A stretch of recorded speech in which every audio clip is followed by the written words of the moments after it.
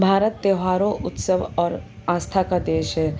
यहाँ विभिन्न धर्मों, जातियों और समुदाय के लोग रहते हैं। सबकी अपनी अपनी मान्यताएं और धार्मिक विश्वास है, लेकिन कभी कभी यही आस्था और विश्वास अंधविश्वास में बदल जाता है। आस्था के नाम पर भारत में कई अजीबोगरीब मान्यताएं हैं, जिन्हें सुनकर इंसान के रोंगटे खड़े हो जाएं। आज इसी लेख में हम आपको ऐसी ही 8 मान्यताओं के बारे में बता रहे हैं। पहला, अच्छे भाग्य के लिए छत से फेंकते हैं बच्चों को।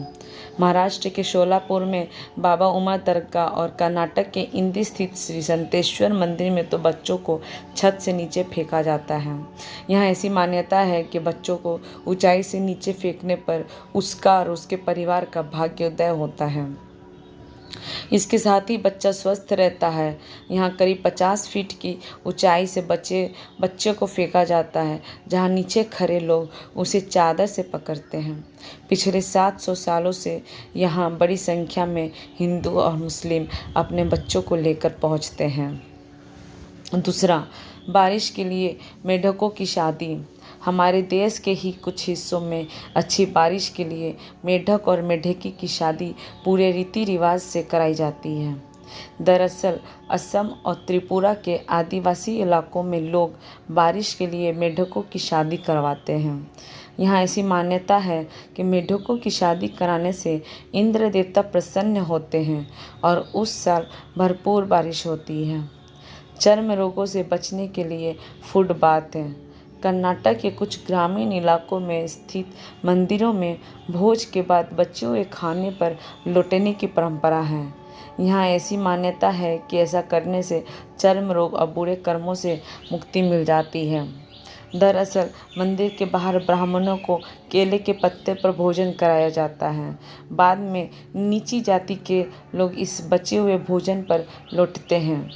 इसके बाद ये लोग कुमारधारा नदी में स्नान करते हैं और इस तरह ये परंपरा पूरी होती है।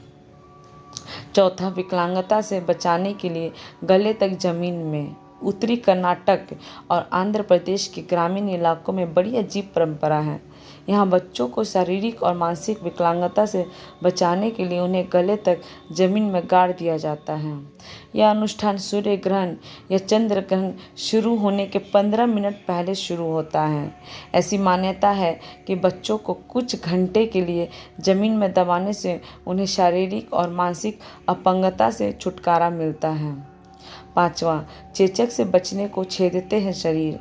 मध्य प्रदेश के बैतूल जिले में हनुमान जयंती के अवसर पर होने वाले पारंपरिक उत्सव में लोग अपने शरीर को छेदते हैं। इसके पीछे मान्यता है कि ऐसा करने से वो माता चेचक के प्रकोप से बच जाते हैं। मार्च के आखिरी या अप्रैल की शुरुआती में आने वाली चैत्र पूर्णिमा के दिन लोग ऐसा करते हैं। शरीर को छेदने के बाद ये लोग खुशी से नाचते हैं, गाते हैं। छठा, खौलते दूध से बच्चों को नहलाना। उत्तर प्रदेश में वाराणसी और मिर्ज़ापुर के कुछ मंदिरों में कराहा पूजन की अनोखी परंपरा है।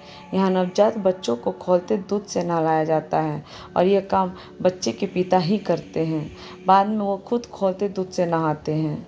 यह उत्सव मनाने के दौरान मंत्र और श्लोक भी पढ़े जाते हैं। ऐसी मान्यता है कि ऐसा करने से भगवान प्रसन्न होकर बच्चों को अपना आशीर्वाद देते हैं। नवरात्रि पर भी यहाँ कराहा पूजन किया जाता है, जिसमें पुजारी खौलती खीर से नहाते हैं। सातवां, गायों के पैर से कुचलना। भारत में मध्य प्रदेश के उज्जैन जिले के कुछ गांवों में एक अजीब सी परंपरा का पालन सदियों से किया जा रहा है। इसमें लोग जमीन पर लेट जाते हैं और उनके ऊपर से दौड़ती हुई गाय गुजारी जाती है। इस परंपरा का पालन दिवाली के अगले दिन किया जाता है, जो कि एकादशी का पर्व कहलाता है।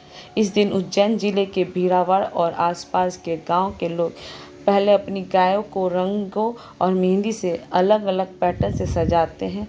उसके बाद लोग अपने गले में माला डालकर रास्ते में लेट जाते हैं और अंत में दौड़ती हुई गाय उन पर से गुजर जाती है। आठवां, बच्चियों की कुत्तों से शादी। इसे परंपरा ना कहकर कुरीति कहा जाए तो ज़्यादा उपयुक्त होगा।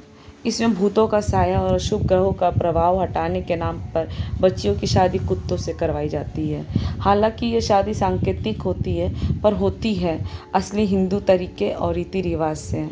लोगों को शादी में आने का निमंत्रण दिया जाता है, पंडित हलवाई सब बुक किए जाते हैं, बाकायदा मंडप तैयार होता है और पूरे मंत्र विधान से शादी संपन्न कराई जाती है। इस शादी में एक असली शादी जितना ही खर्च बैठता है और उससे भी बड़ी बात है कि समाज एवं रिश्तेदार भी इसमें बढ़ चढ़ के हिस्सा लेते हैं। शायद आपको एक बार तो यकीन ही नहीं होगा कि ऐसा भी हो सकता है, लेकिन यह बिल्कुल सत्य है।